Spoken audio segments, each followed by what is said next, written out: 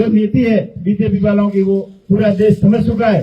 कभी कोई किसी प्रकार का बयान दे देता है। अभी बाड़मेर के अंदर कई ज्ञानवीर आए हुए थे पिछले दिनों में जो अलग अलग बयान दे रहे थे।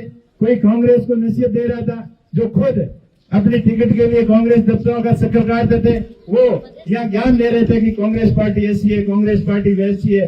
कई लोग जो जिसके थानों के अंदर हिस्ट्री शीट के अंदर नाम लिखे हुए पड़े हैं, जेब कतरी से लेकर मर्डर तक के मुकदमे जिन लोगों के ऊपर है, जिन लोगों के पीछे पहले बीजेपी के अंदर आने से पहले पुलिस रोज घूमती थी, वो हमें देशभक्ति सिखाने की कोशिश कर रहे हैं कि वो हमें ज्ञान दे रहे हैं कि ये देशभक्ति, कांग्रेस वाले देशभक्ति नहीं है। कांग्रेस के लोग पाकिस्तान से मिले हुए हैं, कांग्रेस के लोग वैसे हैं। नेहरू परिवार से लेकर आज दिन तक जो लोग कांग्रेस के अंदर है वो देशभक्त नहीं है। ऐसा ज्ञान बांटने वालों को धिक्कार है। उनको हम जितनी कड़ी से कड़ी निंदा करें उतनी कम है। उनको अपने गरीबान में झांक के देखना चाहिए कि वो खुद कहाँ है, कहाँ किस के कारोबार के अंदर लिप्त हैं। कई नशे के कारोबार में लिप्त हैं, कई किसी प्रकार के घोटालों के अंदर लिप्त हैं, और वो हमें ज्ञान दे रहे हैं। वो हमें देशभक्ति सिखाते हैं कि हम थारवासी, हम जो कांग्रेस पार्टी की विचारधारा के लोग हैं, और हम सदैव हमारा एरिया शांति प्रिय रहा है, भाईचारे का प्रतीक रहा है। वहाँ आके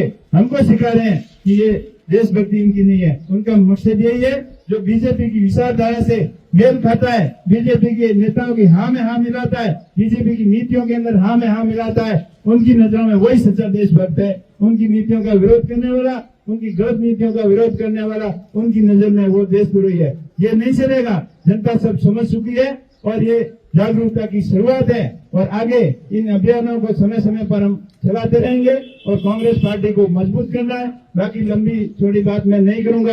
पूर्व वक्ताओं ने बहुत सारी बातें बताई। अभी हिमाराम जी जो बात कही थी वो आप सभी को समझने की जरूरत है, और हरीश जी और हम भी, हमारा यही प्रयास रहे हैं कि पूरे राजस्थान के अंदर की बात तो हम नहीं करते, लेकिन अपने क्षेत्र की जोधपुर, बाड़मेर की और जैसलमेर की बात तो जरूर करेंगे, क्योंकि ये हमारा हक है। और हम आपस में बैठकर बात नहीं करेंगे तो तीसरा कौन आएगा करने के लिए। तो हिमाराम जी ने जो बात की है, हम सब उस बात से सहमत हैं, और हमारा प्रयास रहेगा सब मिलकर लड़ेंगे और पार्टी को मजबूत करेंगे।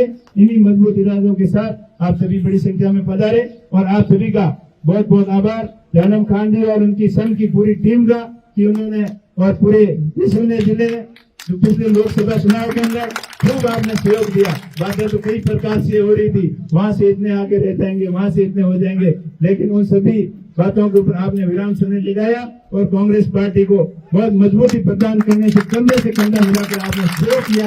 इसलिए आप सभी का बहुत बहुत आभार, बहुत बहुत धन्यवाद। जय हिंद।